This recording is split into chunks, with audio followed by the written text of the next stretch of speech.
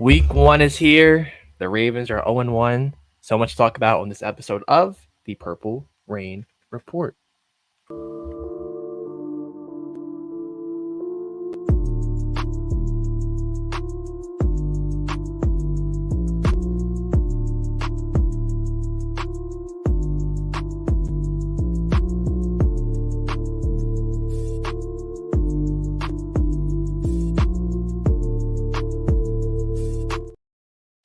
Yes, welcome back to another live edition of the Purple Rain Report. It is week 1.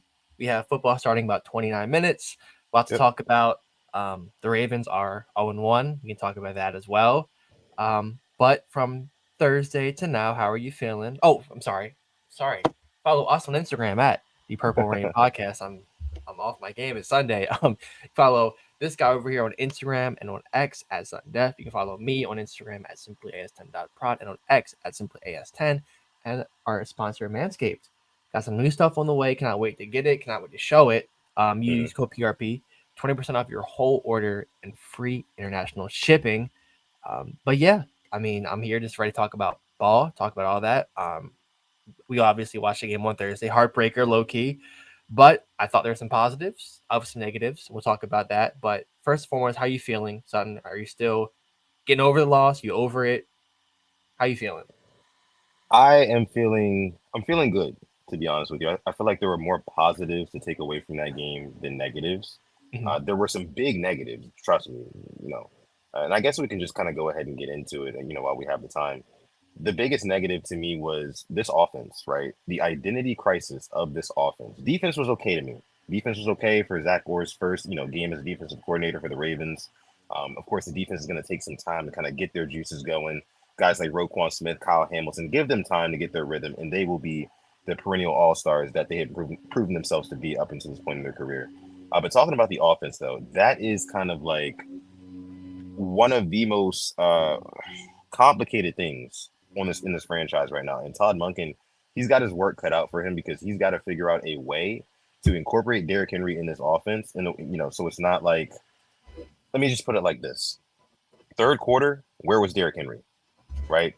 Didn't see him much at all.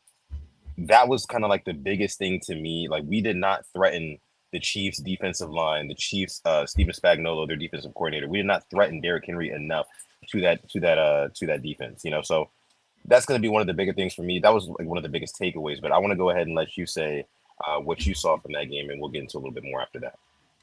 Yeah, I'll be honest. I was sitting in my room, had the computer up, had the TV on, and we're driving, and I was like, okay, like this could happen. I was happy with what I saw with some things. And I'll talk about what I didn't like. It was offensive line. That's my biggest takeaway.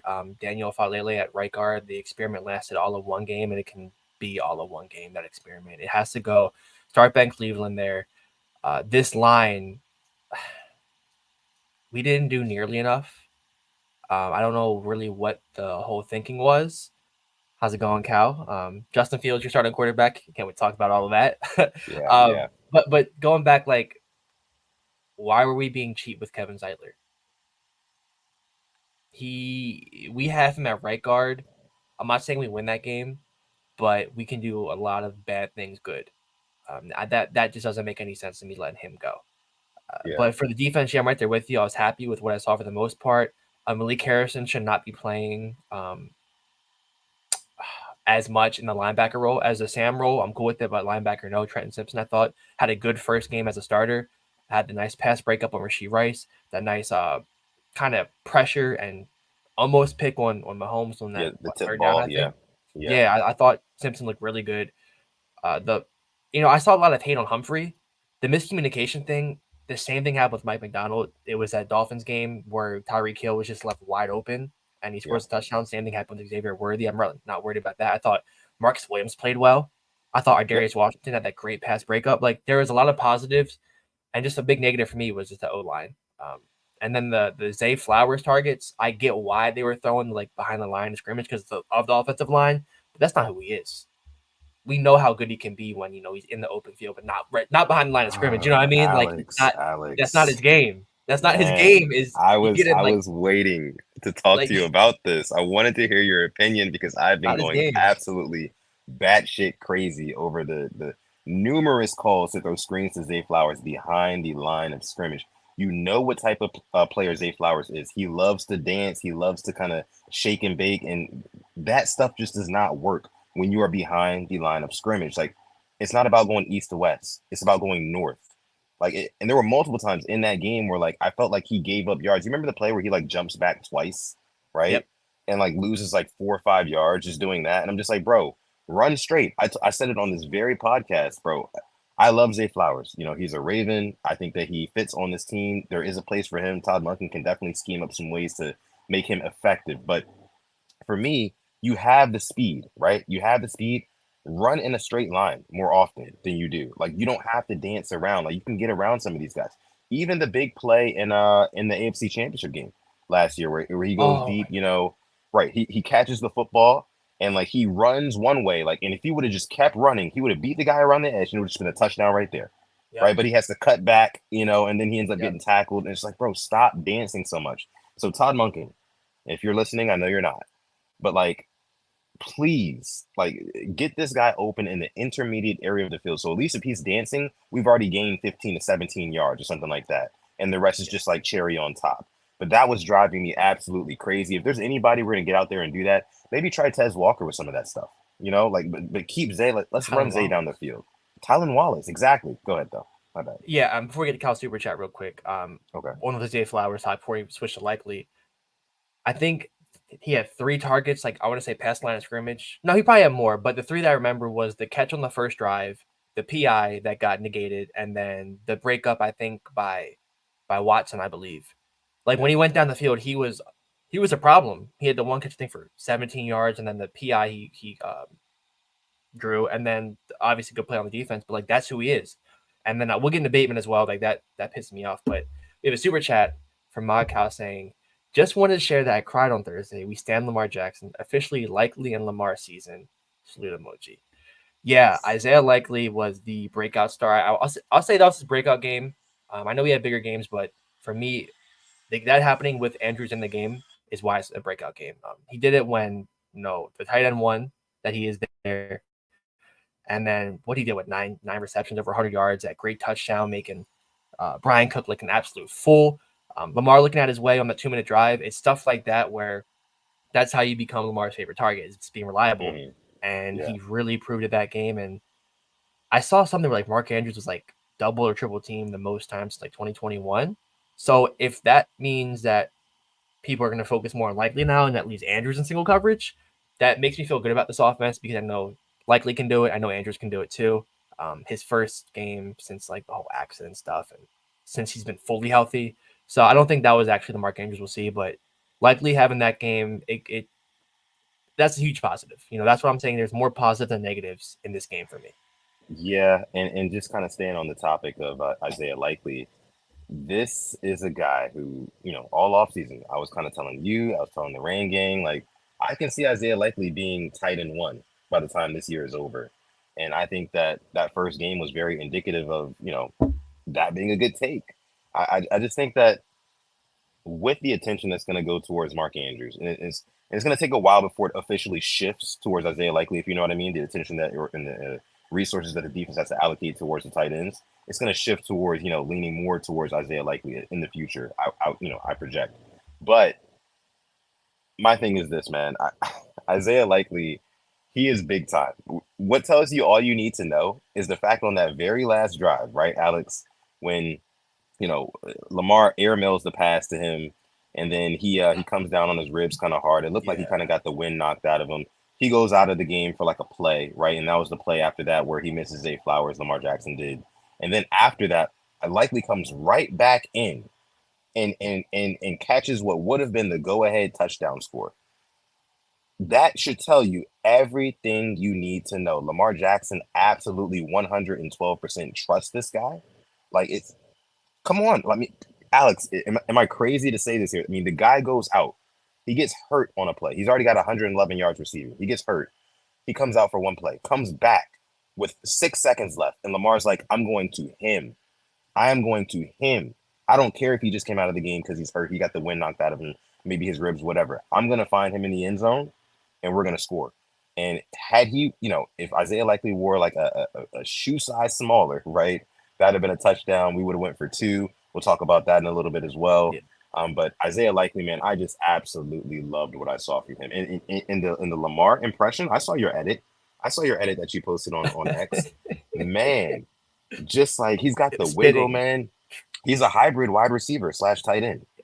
Go ahead though. Yeah, and I'm gonna now transition to Bateman real quick because I now Okay. think Likely has surpassed Bateman. I think he's kind of the fourth option now.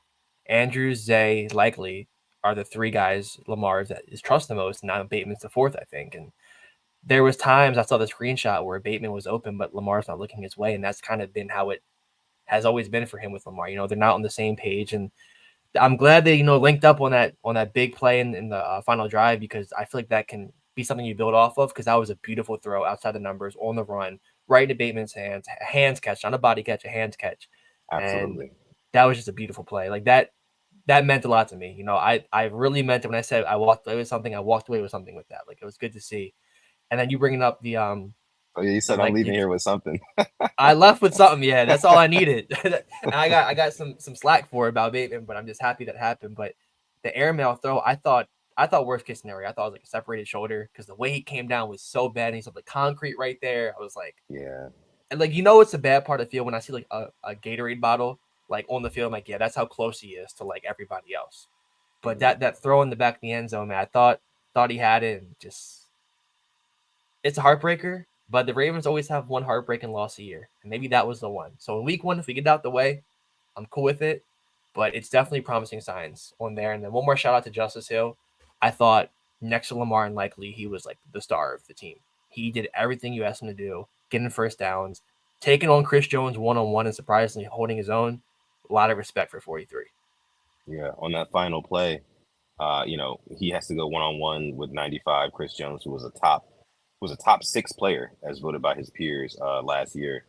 That is absolutely insane. Big hats off to Justice Hill, man. I mean, for everything that he did in that game. I think he had what, like six catches or something like that Yeah, yeah, for maybe like 30 something yards, 40 something yards. Like he was balling. He was balling.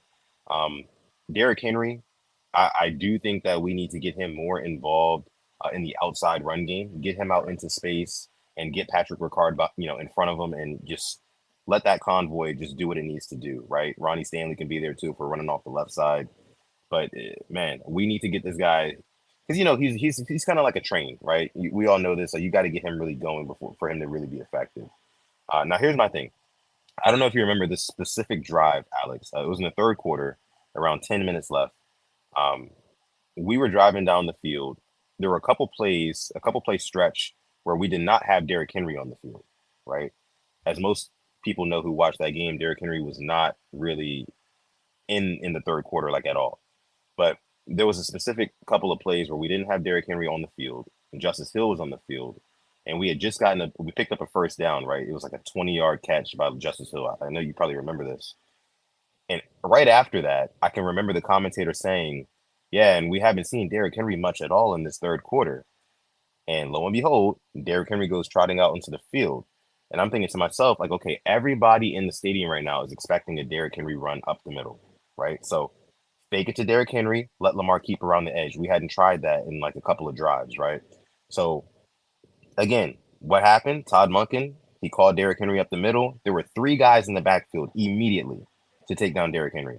And I'm just saying to myself, like, if me at home is watching this and thinking like, okay, the clear best idea here is to put Henry on the field, threaten him to run up the middle, and let Lamar keep it. And like I'm thinking Todd Monken, being the offensive savant he is, would kind of pick up on something like that too, because we hadn't had Henry in on the whole drive.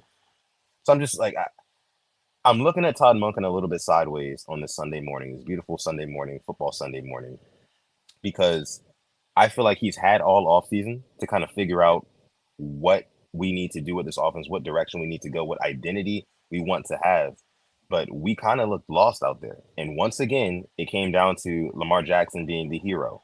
And on that final drive where we had to go, 86 yards, and Lamar basically did that, mind blowing stuff, right? But we should have never been in that position. And that's what kind of really bothers me about this team right now. And I'll take it a step further, Alex. And after this, I'll shut up. I'll let you talk. John Harbaugh. John Harbaugh. I mean, he's the one who's ultimately responsible. I tweeted it earlier today. This feels like a coaching philosophy problem. That's what it Hmm. feels like. Hmm. Like if you Harbs, I need you to step up and really take the reins over this team, whether it be the offense, whether it be the defense. I know he puts trust in his coordinators. I get that, but like when things aren't working, you gotta adjust. And there's a fine line between like being able to make adjustments and like sticking to your identity. Sticking to your identity, I would argue, is more important because what we are is a run first football team, right? We got Derrick Henry, one of the best running backs in the league. Our philosophy, our base philosophy, should be 12 personnel, one running back, that being Derrick Henry, mainly, and then two tight ends, Likely and Andrews, threatening them all over the field, and just kind of run each and every way, run left, run right, outside runs, toss plays, let Lamar keep it. That's our way to go. The Chiefs, they've got Patrick Mahomes. No matter what, he can throw the ball to anybody, anywhere, at any time with any arm angle. That's his X factor. Our X factor as a team, we run the ball down your throat. But too often we try to like match what other teams are doing. And Lamar Jackson is an awesome quarterback. I love the way he throws the football. Well, I can't say I love the way he throws the football, and compared to some of the other quarterbacks that I really enjoy watching as well. But he throws a damn good ball, right? He throws a Yeah. damn good ball, and but that's just not our identity though. It's not what I believe our Yeah. identity should be. Yeah. I don't want to say too much because I don't want to, ruin a show for this week when we talk about the game. But I Yeah, do think it's a coaching problem, and I'm gonna go with John Harbaugh because I saw a lot of people kind of bring it up. Like, if you watched the game yesterday, would you think that was a Greg Roman offense or Todd Monken? Because there's really no difference right now. That from what I saw, it was kind of the same. Like obviously passing concepts are different, but it's just the identity. We're down 10 points and we're just gonna keep pass, pass, pass, pass, pass. yeah, No, like you can run the ball in the third quarter down 10 points. There's a lot of time left, and just the miscommunication. We had to use 2 timeouts in the third quarter on defense because we had 12 yes. men on the Talk field. about it, Like Jesus. that's a coaching problem. And once again, we get out coached by the Chiefs. 1-5. Can we have a little bit of pride here? 1-5. The same way the Steelers own us. It's been bad. Can we have a little bit of pride here? Play like a Raven. That means beating up on these teams that you've been beat by. Facing adversity. And I saw the maturation of Lamar Jackson. I thought he was very mature. I thought he had a really good game. Um, Yeah, and unfortunately, that game was a perfect portrait of how Lamar's career is. He does everything he has to. He puts a team on his back, does more with less, and his whole game will be defined by one singular play. One play. yeah, I thought we win that game. He outplayed Patrick Mahomes, in my opinion. Did it with the arms and the legs. No turnovers except the fumble. Didn't throw a pick, but that Rosengard getting beat. But yeah, there's some stuff we can improve on. But like I said, I saw some positives, just the negatives, man. Falele cannot be our right guard. It has to be Ben Cleveland. Um, yeah. I looked at the free agents out there. Tyree Phillips, my good friend. How are you doing? Been a I'm long good. time. Been a long time. Like that's what we're getting to. It's next up. It's gonna be looking at other offensive linemen. But man, I was surprised the first drive we didn't look as flat as I thought. Scored at 7 points. That was good. Oh, the I don't want to first get too much. drive. Come on, man. Yeah, All those illegal formations on that first drive, and we still scored a touchdown. That was incredible. I thought the whole league should have been put on notice immediately after that, right? yeah, yeah. I mean, it looked good, and then the penalties and stuff like that. I don't want to get too much into. I was fuming over a lot of them, but I'm not going to sit Right. here and try to blame the refs because obviously there's places we could have done, but I want consistency, and that's all I'll leave on the refs. I thought it was Yeah. very inconsistent, and when I see other professionals talking about it, like okay, like It validates that. Yeah. exactly. The purple glasses weren't all the way on. But yeah, man, we'll talk more about it. But week one's here. We're 0-1. We get the Raiders next week. Should be a good game, I hope.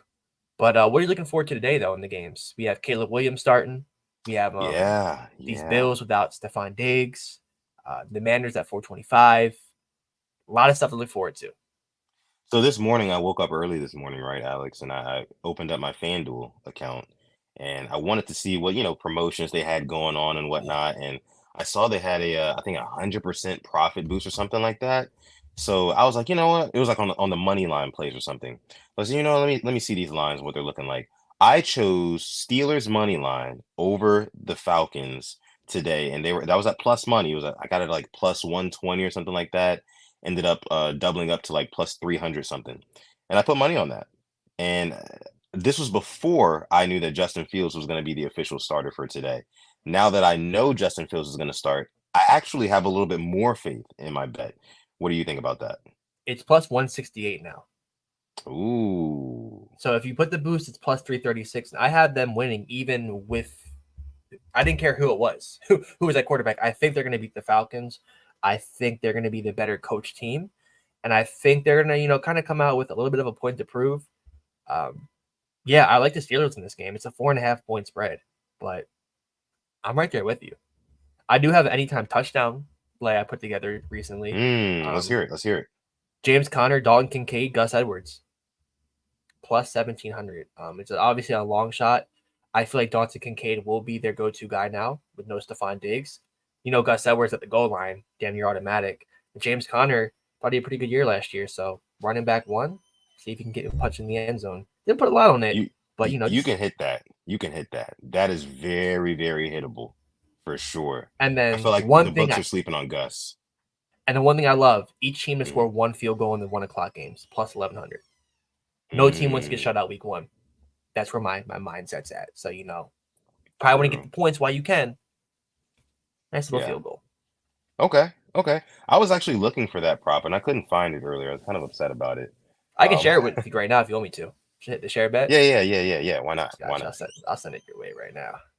So I also put in this one's a super duper long shot. I just sprinkled a little bit on this one, right?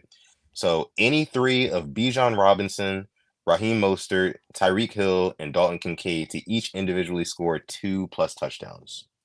So, and that's at plus 11,000, right? So, yeah, man, I put $5 on it to win $555. So if I get 2 touchdowns from Tyreek Hill, maybe 2 touchdowns from Dalton Kincaid, and maybe 2 from Robinson or Mostert, I'm in business. I think Bijan and Tyreek are the ones that can do it for you right there. That can do it. Yeah. Dalton might get one. He might get one. Yeah.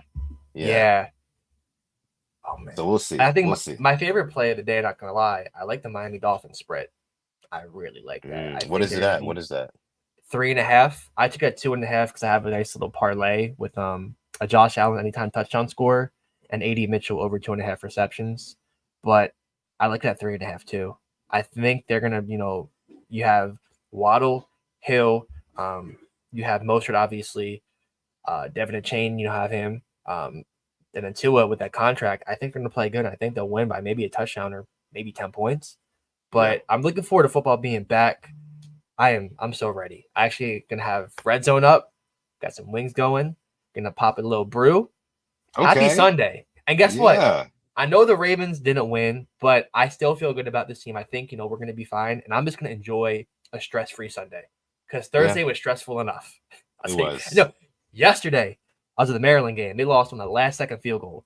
That was stressful enough. I'm enjoying my Ooh. Sunday. Yeah. Shout out to Mod Roosh in here. Says Rain Gang, what's going on, Roosh? Appreciate you for coming through. He dropped some fire pictures on Instagram the other day, man. Shout out to Bro. Roosh. Yeah, man. Yeah, Yeah. man. Those went crazy. They went crazy. I had to let him know. Thea Pin of the Four says, "What's up, Rain Gang? What's going on, brother? Well, Appreciate you for coming through. Always see him on Twitter. He's amazing on Twitter. I like this guy a lot." Abraham Diallo says, "Hey guys, second time ever coming in the live. I'd like to say that I don't blame Todd at all for this game. He did everything he could to mask this O-line's issues. Fourth down, Aguilar missed his assignment too." yes. Uh, yeah, I think that somebody had said like Aguilar wasn't allowed to block on that player, or else it'd have been a penalty for some reason. I'd have to go back and watch it, but again, I'm not a fan of Zay Flowers behind the line of scrimmage play either. So, but Yeah. listen, guys, yeah, go ahead. Yeah. It was the same way Bate got that OPI or the holding down the field because he was blocking too far. But I saw one of their guys, I think it was Juju, blocking us like 5 yards down the field. Like I said, Yeah, consistency. All I'm really asking for. I think the better team won. I'll tell you that, though. The better team did win on Thursday, but I would love to see them again. And I think we have a good formula for Mr. Mahomes. So We can see him again. Who Yeah. knows what happens? But let's just get there first. And what 16 more games left? Yeah. Let's have some fun. Yeah. And listen, guys, we didn't talk as extensively as we want to about the Ravens versus Chiefs game, but we will on tomorrow's episode of the show. So make sure you stay tuned in. Tomorrow we'll be going live around 6:30, 7-ish. Just stay tuned. And yeah, thank you guys for joining us on this Sunday morning. Happy NFL Sunday. We are back. And with that being said, I'm gonna let my guy Alex take us out. Yeah, enjoy your week one. This is not your usual stream, but fun per usual. As always, stay positive, test negative. Yes, yes, yes. And never, ever, ever forget, even on the rainiest days, to call God. It's been episode, actually, it's a Purple Rain report. Episode 261 is tomorrow. We're going to catch you guys in the next